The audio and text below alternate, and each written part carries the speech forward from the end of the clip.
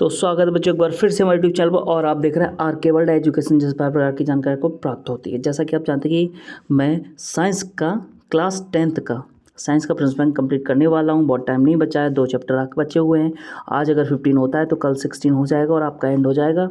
मैंने आपका सारे चैप्टर कंप्लीट करा चुका हूँ और एमपी सरकार ने जो प्रिंसिपल बैंक दी है उसमें से आपके 80 नंबर का क्वेश्चन आंसर पूछे जाएंगे। जो मैंने आपको आंसर्स दिए उसमें से आपने कर लिया तो मैं गारंटी दे रहा हूँ कि 80 में से 80 आपको प्राप्त हो जाएंगे। याद रखना, मैंने ये भी स्टार्टिंग के जो 32 नंबर का आपका आता है ना सेक्शन, वो भी कंप्लीट करा दिया और बाकी जो बचा है 68 वो भी मैंने आपको कंप्लीट करा दिया। ओके, तो अभी आप आज हमारे पास अध्याय 15 होगा हमारे यहाँ पर्यावरण। ठीक है, इसमें से 3 अंक के पूछे जाएंगे, इसमें से 1 अंक का बस में पूछा जाएगा, साथ में 2 अंक का पूछा जाएगा लघुत्तरीय क्वेश्चन। ठीक है, तो मैं दोनों को आपको बता दूंगा। अभी चलिए शुरू करते हैं बिना किसी देरी के। क्वेश्चन आंसर के लेकर चलता हूँ आपको मैं। ओके, और अभी तक आपने चैनल को सब्सक्राइब नहीं किया तो प्लीज़ एक रिक्वेस्ट है कि चैनल को सब्सक्राइब ज़रूर कर दें, साथ में बेल आइकन प्रेस कर दें।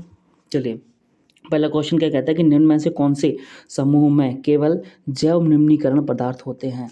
तो मुझे लग रहा है ये सारे के सारे हैं सही, तो आप एक बार और देख लें क्या आंसर सही है। ये सभी मुझे लग रहा है। ठीक है, आगे बढ़ते हैं कि निम्नलिखित में से कौन सा आहार श्रृंखला का निर्माण करते हैं।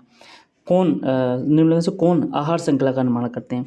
तीनों का, खाने वाले आहार श्रृंखला का निर्माण करते हैं। तो ये इसमें क्या हो जाएगा आपका घास, बकरी तथा मानव।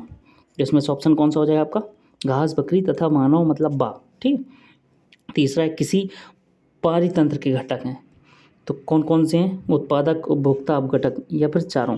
तो आपका आंसर हो जाएगा द, सभी चारों हैं। आगे हरे पादप किस पोषी स्तर में आते हैं, किस पोषी स्तर में आते हैं। तो इसका आंसर क्या हो जाएगा हरे पादप स्टार्टिंग होता है तो प्रथम में आते हैं। ठीक है, प्रथम पोषी स्तर में आते हैं। चौथे का आपका आंसर हो जाएगा आ। पांचवे का है कि एक पारितंत्र में मानव क्या होता है। पांचवे का आपका आंसर क्या हो जाएगा सर्वहारी, क्योंकि सब खाता है। ठीक है, मांसाहार भी और शाकाहार भी और उत्पादक भी। आगे है कि ऊर्जा का पिरामिड होता है। तो छठवें का होता है ऊर्जा का पिरामिड सदैव सीधा होता है। तो आपका आंसर ये हो जाएगा सदैव सीधा आ।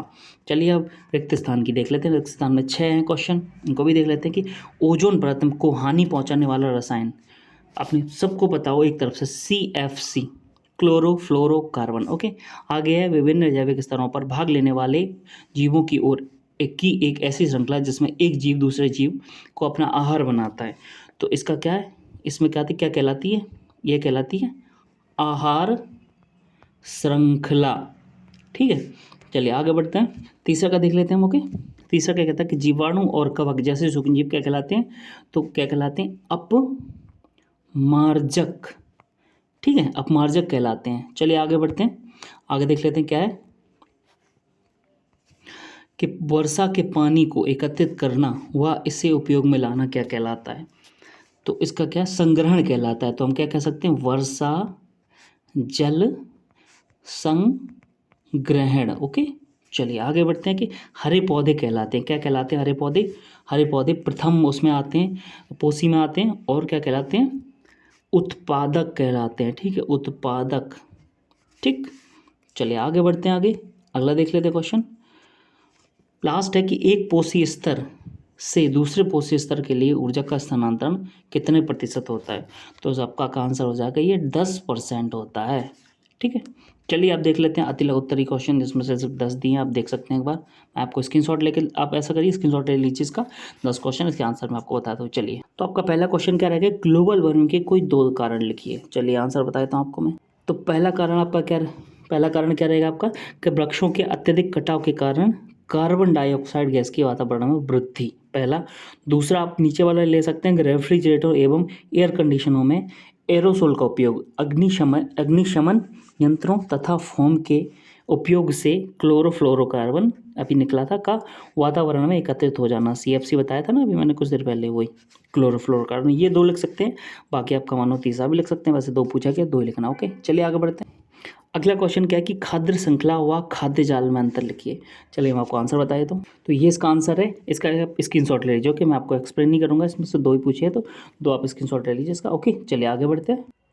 अगला क्वेश्चन है ग्रीन हाउस प्रभाव समझाइए। चलिए बता देता हूँ इसका भी, आपको ज़्यादा नहीं लिखना है। ठीक है, यहाँ तक लिखना है। ग्रीन हाउस प्रभाव कहते हैं क्या है, ग्रीन हाउस प्रभाव कहते हैं ठंडे प्रदेशों में पौधों को ठंड से बचाने के लिए कांच या फाइबर ग्लास के बने पौधा घरों में रखा जाता है। सूर्य से निकलने वाली छोटी तरंगदैर्घ्य की विकिरण कांच से होकर इसमें प्रवेश कर जाती हैं तथा वहाँ ये बड़ी तरंगदैर्घ्य की विकिरणों में बदल जाते हैं, जिसको कांच आने से रोकता है। इस प्रकार के पौधा घरों का ताप वायुमंडलीय के ताप से अधिक होता है। इस घटना को पौधा घर प्रभाव या फिर ग्रीन हाउस प्रभाव कहते हैं। जैसे मैं आपको थोड़ा सा और एक्सेल क्लीन कर दूं, ठीक है। जैसे हमारे ये सूर्य है, ठीक, यहाँ पे अपने एक चैम्बर बना दिया काय का, कांच का। यहाँ पे अपने पौधे उगा दिए, ठीक है, थोड़े से बीज डाल दिए।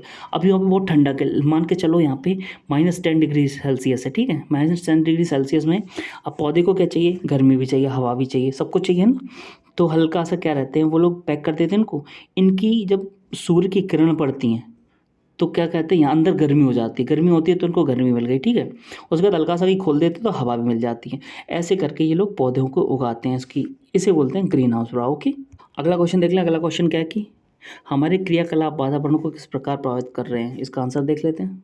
तो इसका आंसर क्या रहा, ये रहा कि जीवाश्म ईंधनों के दहन से वायु प्रदूषित होती है। दूसरा क्या है, औद्योगिक अपशिष्टों से जल प्रदूषित होता है। तीसरा है, वनों की कटाई से कार्बन डाइऑक्साइड की मात्रा बढ़ती है।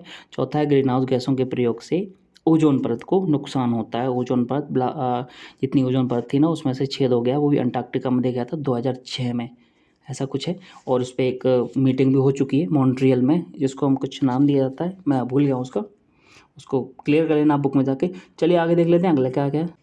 चलिए आगे बढ़ते हैं कि पांचवा है कि पारितंत्र में कितने प्रकार के घटक होते हैं, नाम लिखिए। चलिए देख लेते हैं इसका भी। तो इसका आंसर ये रहा, नॉर्मल लिख सकते हो। पारितंत्र जैव मंडल के जैविक और अजैविक घटकों की कार्यात्मक रूप से स्वतंत्र इकाई है। जैसे एक घटक ये है कि जलवायु, अकार्बनिक वस्तुएं, कार्बनिक यौगिक, उत्पाद, बृहत उपभोक्ता तथा सूक्ष्म उपभोक्ता पारितंत्र के संरचनात्मक घटक है। ओके, ये इसका आंसर है। ऐसा आंसर लिख लेंगे, आपको मिल जाएगा आंसर, ठीक है, आपको नंबर मिल जाएंगे। चलिए आगे बढ़ते हैं। ये क्वेश्चन जो है ना आपका छठवां, ये आप देख लेना क्योंकि मुझे ये मिला नहीं, ठीक है। पर्यावरण प्रदूषण क्या है, 3 अजैविक निम्नकरणीय प्रदूषणों के नाम लिखिए जो मानव के लिए हानिकारक। आगे देख लेते हैं, ओजोन परत की क्षति हमारे लिए चिंता का विषय क्यों है। इस क्षति को सीमित करने के लिए क्या कदम उठाए जा रहे हैं, इसका आंसर देख लेते हैं। ये मैंने यहाँ पे आपको आंसर दे दिया है। यहाँ पे क्या है कि यहाँ पे सिर्फ 2 लिखना है आपको, ठीक है। ये 3 लिख सकते हो आप, ये 3 लिख दो तो अच्छी बात है। यहाँ पे पहले लिख लेना, बाकी 2 लिख देना। इसके स्क्रीनशॉट ले लो, क्लियर हो जाएगा। स्क्रीनशॉट लोगे तो और बेटर है, आप खुद पढ़वाओगे। ओके, चलिए आगे बढ़ते हैं। यहाँ पे हमारा 7 कंप्लीट होता है। 8वां देखिए, क्या होगा यदि हम एक पोषी स्तर के सभी जीवों को समाप्त कर दें, मतलब मार डालें, याद रखना, ठीक है, मार डालें। चलिए आगे बढ़ते हैं, इसका आंसर देख लेते हैं। चलिए इसका आंसर यहाँ देख लेते हैं। ये आंसर है, क्या होगा यदि हम मतलब एक पोषी स्तर के सभी जीवों को समाप्त कर सकते हैं तो क्या हो जाता है, यदि हम एक पोषी स्तर के सभी जीवों को समाप्त कर दें या मार डालें तो उसके ऊपर वाले पोषी स्तर के जीव पोषण के अभाव में धीरे धीरे नष्ट हो जाएंगे। सीधी सी बात है, तथा नीचे वाले पोषी स्तर में जीवों की संख्या में अत्यधिक बढ़ जाएगी, फिर उसमें जीवन संघर्ष होगा, ठीक है। इसका स्क्रीनशॉट भी ले लें। चलिए आगे बढ़ते हैं। हम 9वां देख लेते हैं कि अम्ल वर्षा क्या है और ऐसे ये कैसे होती है। चलिए इसका आंसर देख लेते हैं। तो इसका आंसर है कि वायुमंडल में जब अम्लीय गैस हैं जैसे carbon dioxide, sulphur dioxide, sulphur trioxide भी है और नाइट्रोजन के ऑक्साइड एकत्रित हो जाते हैं तो वर्षा के जल में घुलकर अम्ल बन जाते हैं। इसे अम्ल वर्षा कहते हैं। और ये इसका मतलब जो कारण है कि अम्ल वर्षा कैसे होती है, तो ऐसे होती है कि वायु प्रदूषण के फलस्वरूप वायुमंडल में कार्बन डाइऑक्साइड, सल्फर डाइऑक्साइड एवं नाइट्रोजन के ऑक्साइड जैसे अम्लीय गैसें एकत्रित हो जाती हैं। सूर्य की ऊष्मा के कारण नदियाँ, झीलें, तालाब एवं समुद्र का जल वाष्प बनकर वायुमंडल में एकत्रित हो जाता है। यह जल वाष्प उन अम्लीय गैसों में मिश्रित हो जाता है और अम्ल वर्षा हो जाती है। ओके, चलिए बढ़ते हैं आगे। आपका लास्ट वाला क्वेश्चन है।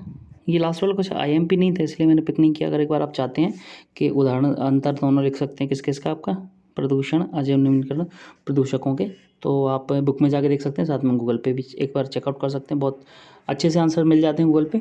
चलिए आज की वीडियो में आज की वीडियो में इतना ही। मिलता हूँ अगली वीडियो कुछ ऐसे क्वेश्चन आंसर करता है। आपको वीडियो पसंद है तो प्लीज़ लाइक करें। साथ में एक रिक्वेस्ट हमेशा रहेगी आपके कि चैनल को सब्सक्राइब जरूर कर दें, ठीक है। साथ में बेल आइकन प्रेस कर दें ताकि जो वीडियो करूँ आप तक पहुँचे। मिलता हूँ अगली वीडियो में, धन्यवाद।